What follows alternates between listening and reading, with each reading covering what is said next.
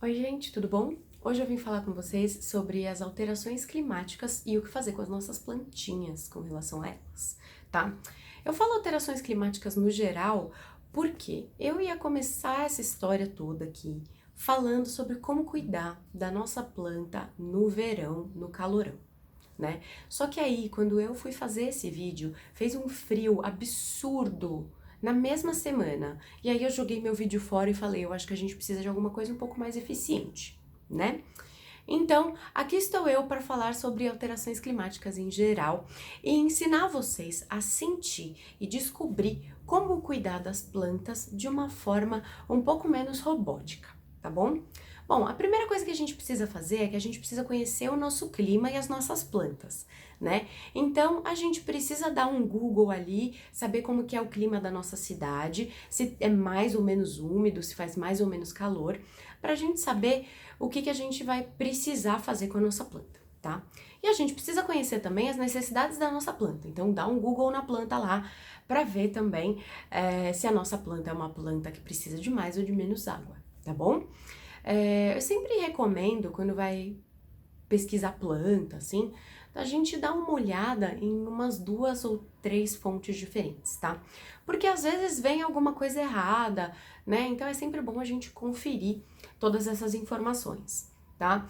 E aí você já tem todas as informações que você precisa para você sair do padrãozinho, né? Qual que é o padrãozinho? Rega 2 vezes no verão por semana, né? E rega 3 vezes no inverno, tá? Por que que existe isso? Porque a gente no inverno aqui no Brasil, a gente tem majoritariamente um clima bem mais seco do que no verão. Então, a gente precisa regar mais porque a gente tem uma evaporação maior da água que a gente tem na nossa planta, tá? Acontece que, se você tiver num calorão de lascar, né, daquele que tipo você vê, você olha o asfalto e tá vindo aquela névoa estranha, assim, coisa de filme, sabe? Se tá muito, muito quente, a água vai evaporar do mesmo jeito. Então não adianta você estar no verão e aí a evaporação acontecer e você falar, não, mas eu reguei 2 vezes por semana, né? Então, o ideal não é a gente usar os padrões, mas a gente conhecer todas as nossas variáveis e aí, consequentemente, fazer o nosso trabalho ali de cuidar e regar as nossas plantinhas, tá bom? Bom, então a gente tendo noção de clima e a gente tendo noção da planta, do que a planta precisa, a gente meio que já tem todas essas informações. Outra coisa que é muito importante da gente fazer, pra gente ter certeza, né, de que tá cuidando da planta, é observar a planta, tá? Veja se a planta não tá murchando entre regas, porque aí significa que você precisa aumentar a frequência de regas na sua planta, tá? Verifique se a terra tá molhada, isso é um ótimo termômetro pra gente saber quando regar a planta. A gente coloca o dedinho na terra assim, e aí vê se precisa regar mais ou menos, né? Geralmente o que eu falo é que para cactos e suculentas essa história do dedinho na terra não funciona muito bem. Mas para outras plantas que toleram mais água, né? É uma coisa super prática você fazer isso. Coloca o dedinho na terra. Se tiver molhado, não rega. Se não tiver molhada, você rega um pouquinho, tá bom? Isso é muito melhor do que você ter essa periodicidade específica, porque você tendo esse período, você está considerando que todas as suas plantas são iguais e elas não são, tá bom? A não ser que todas as suas plantas sejam da mesma espécie, você provavelmente vai ter uma que precisa ser regada mais ou menos, tá? Isso é uma coisa que é muito comum a gente ver com o manjericão. Eu conheço várias pessoas que falam, mas meu manjericão murcha, que não sei o quê, porque ele precisa de bastante água, gente. E aí, às vezes a gente vê ele murchar, a gente rega e ele fica, todo animadão, assim, né? E aí depois ele murcha de novo e a gente rega, então aumenta a frequência das suas regas, que ele vai parar de murchar, tá? E isso é muito importante também porque se você fizer com que ele fique murchando o tempo todo, ele vai ficar com a saúde dele prejudicada e é muito mais suscetível a bichinhos, tá bom? Então sempre tenha isso em mente. Vamos lá. Fatores que fazem a gente precisar regar mais. Calorão, que vai fazer evaporar, né? Tempo seco, que vai fazer evaporar. E aí, vale lembrar que o tempo seco aqui pode ser só o seu ar-condicionado, gente. Não só a condição climática lá de fora. Se você tem uma planta que está no ar-condicionado o dia inteiro, ela vai precisar de mais água porque ela vai desidratar. O ar-condicionado resseca o nosso ar, tá? Por isso que todo mundo tem problema respiratório quando usa muito ar-condicionado, tá bom? Então, tem que ter essa noção aí de tempo seco e calorão, vai precisar regar mais, tá? E aí eu vou dar algumas diquinhas para vocês com relação a outras coisas. Por exemplo, se tá muito quente, uma coisa legal que a gente pode fazer é regar em alguns horários que tenha menos sol, né? Por quê? Porque isso vai fazer com que a água evapore menos, tá?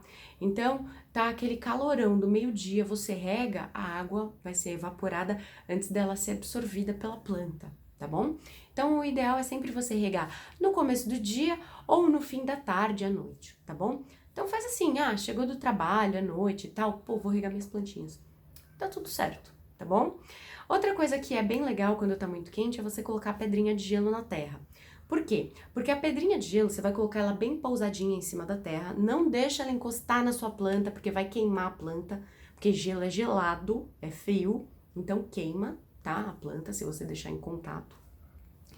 Pega, pousa ali o gelinho. Por quê? Porque o gelinho vai ficar liberando água aos pouquinhos na sua terra, tá bom? E isso é legal porque assim você não tem essa questão de jogar toda a água e ela evaporar inteira. Você vai ter um longo período de tempo para sua planta ir absorvendo a água que tá saindo desse gelinho, tá bom? Outra coisa que é bem legal quando a gente tem que lidar com condições de tempo muito seco ou de muito calorão é você fazer um gotejador para deixar na sua planta, tá?